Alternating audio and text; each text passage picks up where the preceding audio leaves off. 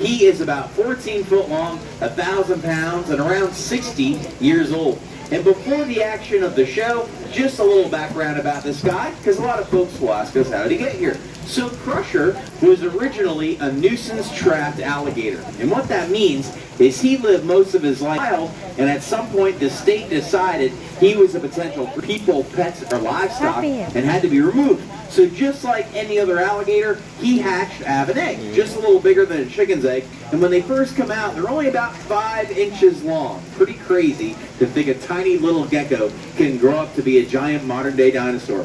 But to do that, he had to do everything right when he was little, because baby alligators, they have life very difficult. They are on the bottom of the food chain. All kinds of other creatures, from bigger alligators, big birds, they are pretty much the chicken nuggets of the Everglades when they're little. So he had to spend his early years hiding, and in turn catching food and growing. They grow about a foot per year for the years of their life.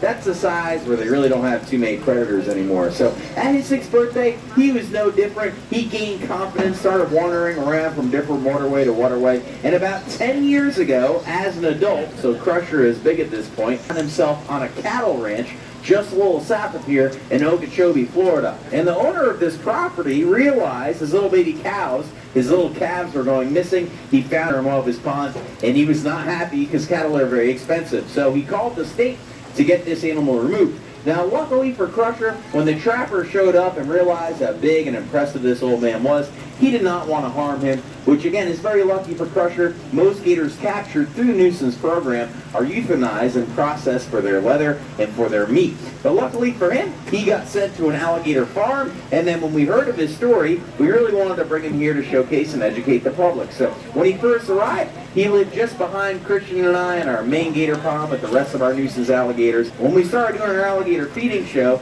we had a problem with this dude. Not only is he a very big alligator, he's also a very smart alligator. He would memorize about the times of days that the shows would start, and he'd be down there waiting. He's actually doing it right now. We always start the show from right there. This second we'll get on the microphone, he'll go and wait. And yeah, he did the same thing out there. When we would go down there to feed our lake of alligators, he'd be there waiting. When the other alligators would show up, he'd bite them all and eat every piece of chicken down there. So we decided we had to do something. So we built this pond just for him, and to get him in here, all we had to do was open up this gate and call him in by his name. We didn't have to catch him with a rope and drag him in here. And I know that sounds crazy, but we're going to show you some alligator training right now. We're going to showcase how smart these guys can be. But the only way he will interact with us is if we let him know we have some food for him. He does not work for free. And the way we do that is with the Wild Florida Gator feeding call, and it sounds like this.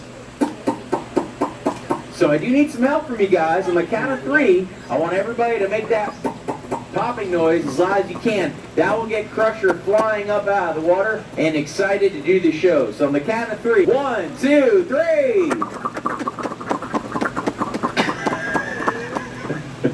It doesn't work.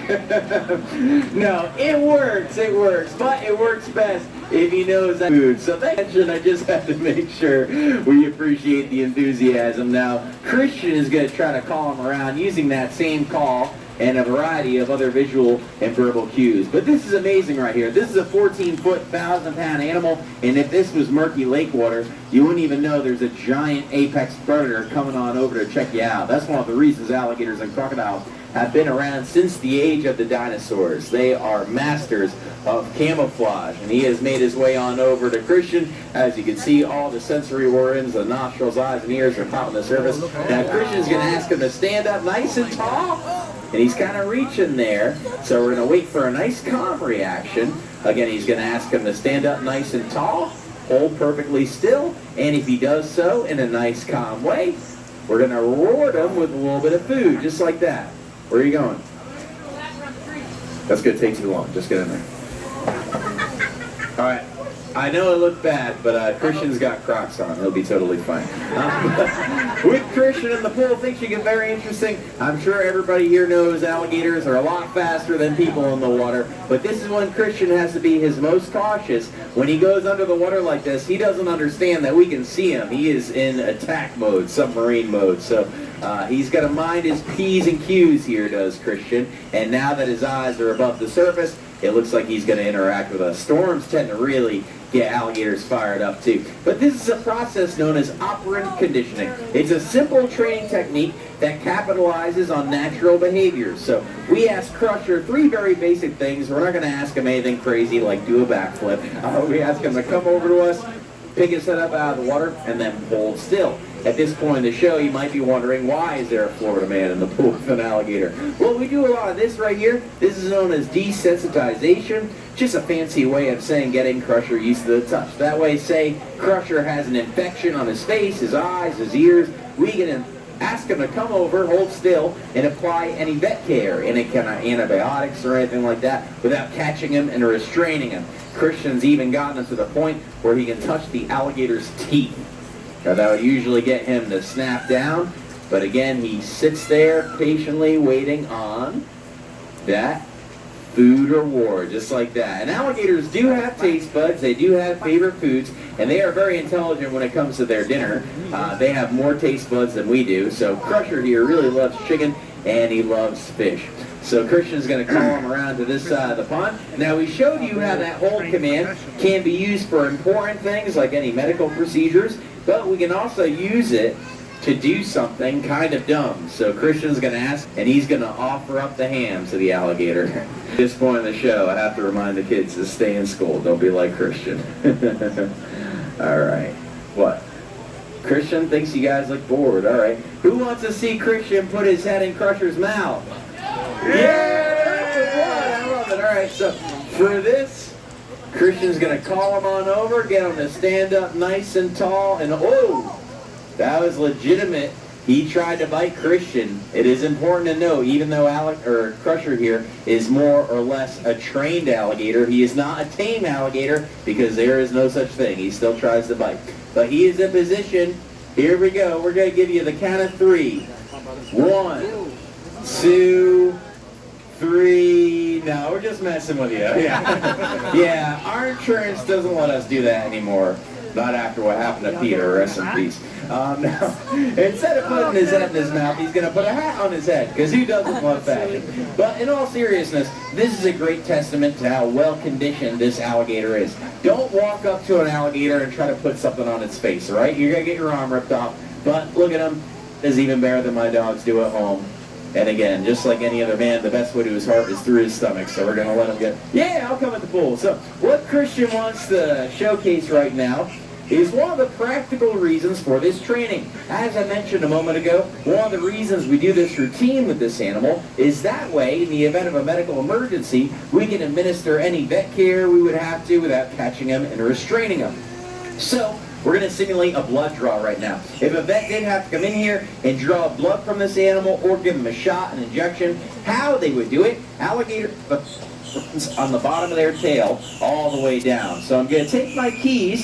They're not sharp or anything, but I'm going to get him used to the sensation of getting his blood taken by picking his tail up out of the pool, running my keys in between the soft scales of his tail here, and he can feel this. You can see he's kind of tensing up, but he's doing great. We do this that way in the event of a medic. It's not the first time he's seen it, and he'll remain nice and calm. And he did great with that, but we'll see if I can distract him at all. So alligators are very sensitive to water movement. If you think about it, they want to be able to tell when an animal is in distress because it can mean an easy meal for the alligator. So what I'm going to do right now, I'm going to splash around, make a commotion behind Crusher, and we'll see if he stays there focused on Christian or if he spins around and tries to eat me. You ready? Here we go. Help! Help! I've fallen, I can't get up! Life alert! And he is just too good. So he's going to get his reward, and I'm going to get out of here. I don't have any food. I do think Christian has a few pieces left, though. So I think he's going to try to showcase the athleticism of this animal. Now, this is a cute behavior, and sometimes he's very lazy about it. But that right there, that spinning behavior, that is the quickest movement an alligator is capable of. They can spin on a dime doing their top speed. So even at this huge size, he is still very flexible. And Christian just informed me we are down to our last piece of chicken here. So because we fooled you with the head trick, we do feel bad about that. Christian will do at least one crazy thing. He is going to perform what is known as the kiss of death. He's going to lean in, and he's going to make out with Crusher. No, he's not. There's kids here, no doubt. He is going to kiss the giant alligator right on his face, though. Get your cameras ready. He's asking him to hold still. Yep, Christian's got to make sure there's no water droplets hitting the inside of his mouth. If he does, he'll snatch right down on him. Here we go. He's going to lean in. Christian's puckering up nice. Oh, isn't that cute? And that is not the weirdest thing that Christian's ever kissed. But he's out of chicken, so he's going to get out of there. Big round of applause to Christian A. Crusher. That was great. Now, before you get out of here, I have one last question for you guys, and it has to do with how to get away from a gator. So, if you ever find yourself chased by an alligator, what do you do? Just run or zigzags. We hear that every single day. Heard it before. Don't feel bad. But like I mentioned in the show, alligators, their fastest movement is the spin, that left to right swooping motion. So by running zigzags, you're just asking the alligator if he's a lefty or a righty. All right, just line on land. They're only about 8 miles per hour. So run straight.